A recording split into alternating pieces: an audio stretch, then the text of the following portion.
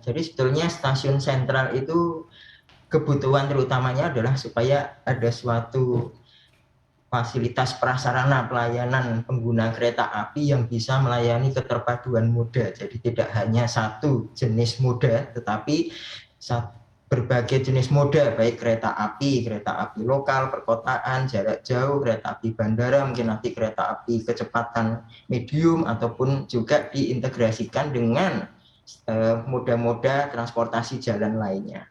Kalau saya flashback dulu, sebetulnya Jakarta itu dulu pernah punya stasiun sentral yang ada di stasiun Jakarta Kota, atau lebih dikenal dengan stasiun Beos, ya, ini di masa kolonial Hindia Belanda. Kemudian berkembang, kemudian stasiun bergeser di masa-masa sudahnya adalah stasiun Gambir dan Pasar Senen itu sebagai stasiun pelayanan kereta api jarak jauh, tapi tidak lagi sebagai stasiun sentral menurut saya, karena hanya melayani kereta api jarak jauh. Nah, stasiun Gambir dan Pasar Senen itu memiliki kelebihan.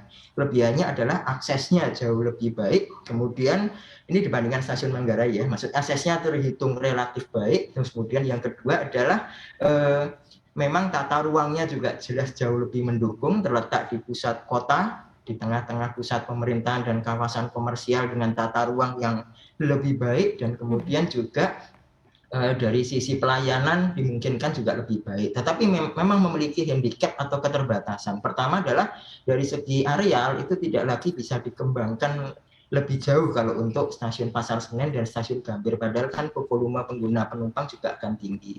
Handicap atau keterbatasan berikutnya adalah tidak terlalu terintegrasi dengan baik intramoda maupun antar moda. Intramodanya misalnya KRL. KRL tidak berhenti di stasiun Gambir. Stasiun Pasar Senen KRL yang berhenti hanya yang dari arah Jatinegara misalnya, sehingga ada keterbatasan-keterbatasan itu. Nah, stasiun Manggarai kebetulan itu dimungkinkan karena memiliki areal yang lebih luas, Mbak Sasya, sehingga dimungkinkan untuk dilakukan pengembangan, sehingga nanti harapannya kemudian selain pengembangan juga lebih memudahkan integrasi intramoda dulu, kereta api jarak jauh bisa terintegrasi dengan KA Bandara dan KRL. Kalau di Gambir maupun Pasar Senen sebetulnya KA Bandara belum terhubung dengan kereta api jarak jauh. Nanti kalau di Manggarai diharapkan bisa integrasi dengan kereta api jarak jauh. Tetapi stasiun Manggarai pun juga punya keterbatasan, Mbak. Kalau nanti tadi seperti pertanyaan Mbak Sasya, nanti kalau kedepannya menjadi central station atau stasiun hub, apa yang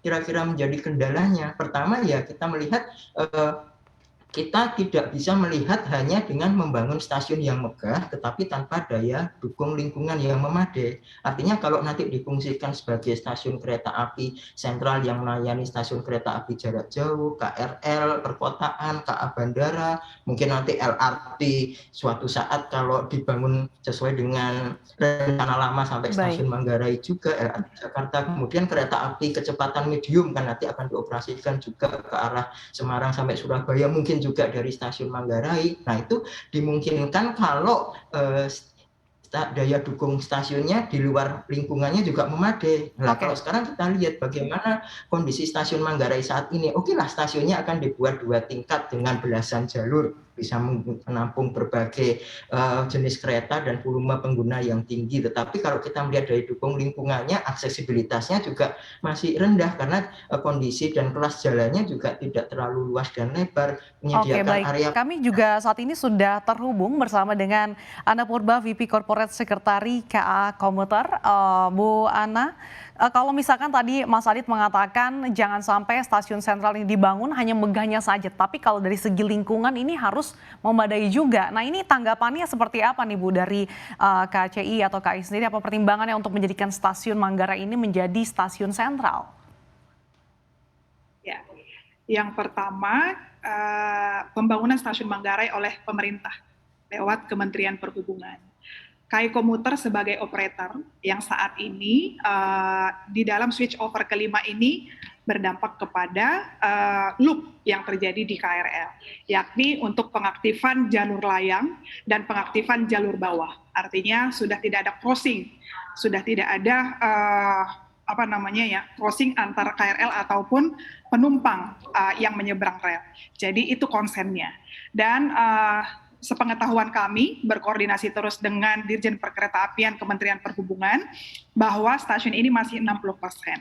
Dan nantinya akan ada 18 layanan atau jalur, di mana 18 jalur ini akan melayani KRL, kereta jarak jauh, kemudian kereta bandara, yang di mana saat ini pun seperti saat ini adalah melayani yang 3 tadi, bahkan 4 kereta barang. Dan stasiun Manggarai ini adalah menjadi stasiun paling sibuk se-Indonesia ya.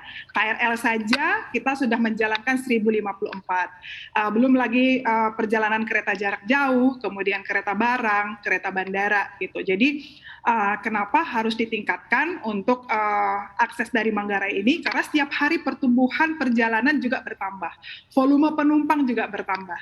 Sehingga kalau kita lihat bahwa peak sebelum pandemi di Manggarai itu sudah harus melayani transit sebesar 200.000 penumpang KRL ya. Kalau saat ini yang paling tinggi adalah 139.000. Jadi bayangkan saja kalau ada 18 jalur tidak dibangun dengan layang dan bawah, ada 18 jalur itu sudah berapa lebar dari stasiun Manggarai ini, dan harus dilakukan transit dari satu jalur ke jalur yang lain. Sehingga saya konsen terhadap layanan KRL di sini. Jadi kalau untuk stasiun sentral sepertinya nanti Dirjen Perkeretaapian yang akan menunjukkan bagaimana sebenarnya skemanya, tetapi untuk KRL saat ini dilayanin di peron 678 untuk di bawah ya, kereta bandara yang 9. Kemudian untuk KRL jalur layang itu adalah jalur 10 sampai jalur 12. Oke, nantinya kan ada 18 jalur ya Mbak Ane, dan hingga saat ini sudah ada berapa jalur, dan untuk 18 jalur ini ditargetkan rampungnya kapan? Ya, itu tadi ya, stasiun ini dibangun oleh pemerintah. Jadi saat ini kita di switch over yang kelima. Setelah switch over yang pertama, kedua dan tiga sampai 4 itu sudah kita lalui. Baik dari double track. Jadi ini sebenarnya Manggarai ini tidak hanya pembangunan Manggarai, tetapi ada double track di sana. Minggu depan setelah adanya switch over kelima ini, bahwa kami akan membuka shelter lagi dengan Dirjen Perkeretaapian, Matraman, supaya bisa memecah antrian yang ada di stasiun Manggarai. Jadi ini belum selesai, masih 60%. Dan ini adalah double track yang sudah dikerjakan lebih dari 20 tahun. Karena stasiun Manggarai ini bukan stasiun yang dibangun baru. Ya, stasiun Manggarai harus tetap aktif melayani lebih dari 1.500 perjalanan per hari, di samping dia harus dibangun. Jadi ada step-stepnya, sehingga switch over-nya ada 7. Ya, kita bisa bayangkan kalau harus berhenti kereta api itu akan berdampak kepada sosial ekonomi gitu. Jadi ini adalah 7 step. Sekarang di 60% ini kita ada di step kelima untuk switch over-nya. Jadi masih ada switch over ke-6 dan switch over ke-7 untuk mempersiapkan stasiun Manggarai ini menjadi stasiun transit ya, stasiun transit. Kalau stasiun sentral mungkin nanti dari Dirjen Perkeretaapian yang akan menunjukkan bagaimana sebenarnya stasiun ini dijadikan menjadi stasiun sentral. Oke.